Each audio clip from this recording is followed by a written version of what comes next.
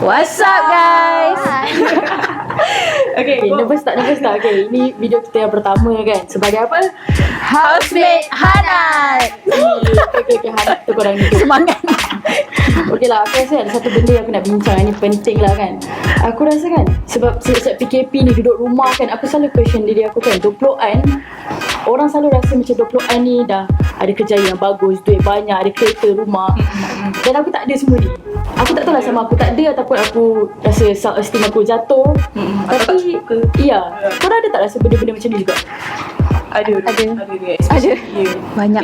Yalah, macam mungkin parents aku selalu macam ada thoughts yang anak aku habis belajar mesti dia ada kerjaya yang tetap, ada gaji yang stable, dan mungkin dia dah boleh fikir untuk ada pasangan. Kerja 9 sampai 5 ke ataupun lebih. Macam tu lah, busy kan.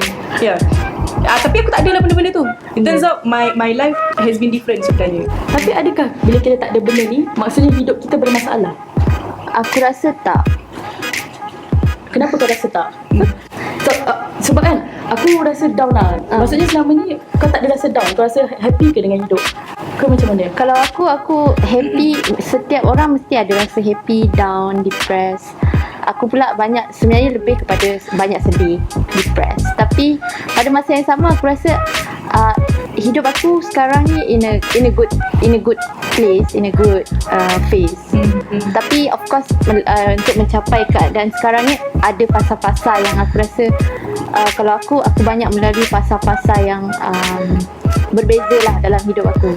Aku jenis yang kalau masa kecil, masa sekolah ke, aku kan jenis yang ada planning, yang macam ke depan, aku nak jadi macam ni, aku nak jadi macam ni.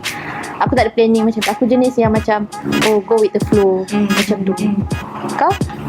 Aku Macam Wani cakap tentang fasa kan. Kau rasa fasa mana yang macam Wani dia follow the flow je, fasa-fasa tu yang buat dia belajar kan? Kau rasa untuk kau, adakah kau ikut fasa-fasa ataupun kalau macam aku, fasa dalam life aku ada perancangan.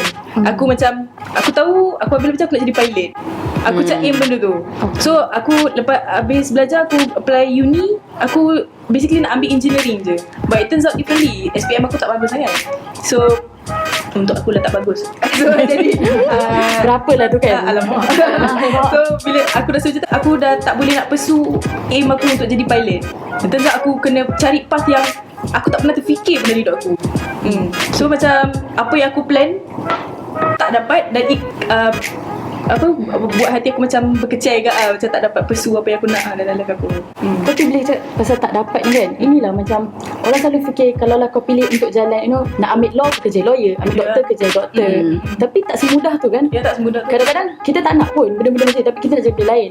So benda ni sebenarnya dah mengganggu kita sebab kita nak kena dipaksa pula untuk jadi macam apa yang masyarakat nak kan. Apa kau rasa?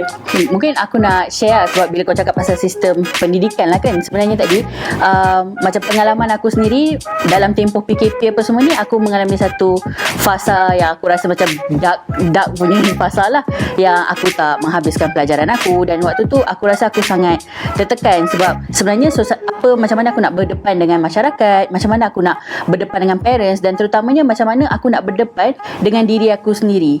Yang nak cakap sebenarnya, Iza, this is okay, kau akan melaluinya dan kau akan berjaya pun. Dan it turns out bila macam aku boleh menerima sedikit demi sedikit fasa tu yang macam bangun sikit-sikit, nampak sinar sikit, aku mula melihat yang sebenarnya walaupun kawan-kawan aku habis belajar, kawan-kawan aku jadi peguam lebih awal 1-2 tahun daripada aku, tapi mereka juga mempunyai struggle diorang sendiri yang sebenarnya masyarakat tak nampak, atau mungkin sebelum ni aku pun tak nampak. Aku perasan kau punya slowly berubah definisi berjaya kau dalam hidup kau. Betul tak? Dan ini mengingatkan aku kepada macam masa sekolah dulu kan, aku dikira macam budak nakal lah kan. Kawan-kawan aku ni ada yang sampai kena buang sekolah semua kan. Waktu tu cikgu macam budak-budak ni memang tak ada masa depan lah kan. Tapi bila aku jumpa diorang balik, dalam keadaan kita umur 20-an, it turns out differently tau. Differently yang satu, kita semua berkembang, mungkin tak seperti yang dibayangkan orang ramai, tapi untuk kita that is good. No, we are moving, we are growing kan. Dan aku rasa itu cukup. Ya, itu cukup sebab struggle is real man.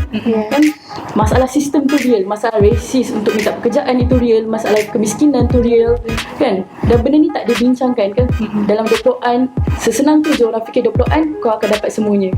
Orang fikir macam senang dapat kerja lepas kau ada sertifikat apa-apa kan. Ya. Cikgu tak pernah bagi tahu aku yang bila aku dah habis belajar, dapat sebelum dapat kerja, yang aku sebenarnya akan mengalami fasa-fasa, contohnya putus cinta ke, ataupun benda-benda tu tak dibincangkan di sekolah.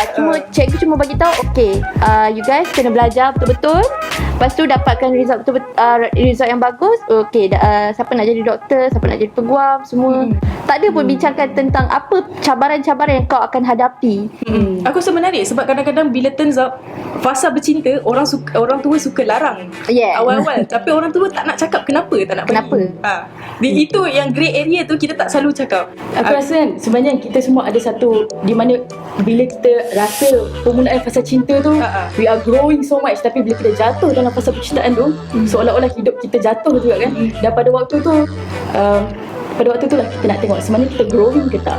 Sekarang ni kenapa dah cakap pasal Satu lah, kita akan tak apa. Yang itu next kita akan bincangkan dengan lebih dalam. Aku tak tahu fasa-fasa percintaan korang yang lepas kita keluarkan Okay, so sebenarnya kita dah sembah ini sebenarnya apa? Apa yang Kita nak cakap. Okay. Untuk aku rasa sebenarnya setiap umur kan, setiap umur ada struggle dia sendiri lah. Setiap orang ada struggle dia sendiri. Dan kita kena hadap lah kan. Kena hadap. Dan bagi aku juga benda yang baru yang aku belajar adalah kita harus live in the moment. I mean aku rasa sebab macam orang selalu nak planning in the future. Oh, dapat ni tak cukup lagi, aku nak planning Tapi in the moment, in the present, adakah mereka merasa puas dan merasa happy dengan pencapaian itu? Ataupun aku tak dapat ni lagi, aku teruskan planning, tapi in the moment adakah mereka really live in the moment, menghayati parts of growing, parts of growing, the struggle, the kesakitan, yes, we have to like, bagi aku kita kena embrace lah. Embrace every struggle, right? Betul.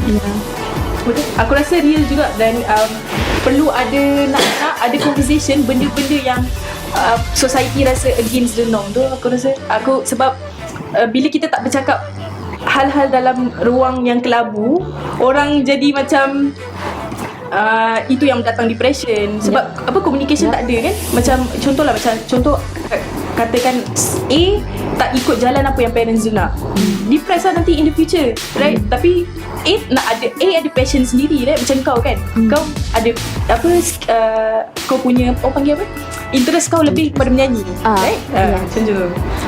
So boleh tak sebenarnya yang aku simpulkan bila kita bercakap hari ni adalah sebenarnya makna kehidupan seseorang adalah depends on orang tu sendiri. Makna kehidupan Azura mungkin lain, Wani, aku, kau dan semua yang berada dan menonton video ni sekarang ada hak untuk memilih jalan hidup dan cara hidup untuk merasa lebih memaknai kehidupan. Betul atau tak guys? Okay, jumpa kami dekat next perbincangan. Kalau anda ada apa-apa nak kami bincang, sila komen. So korang semua, hidup korang bermakna.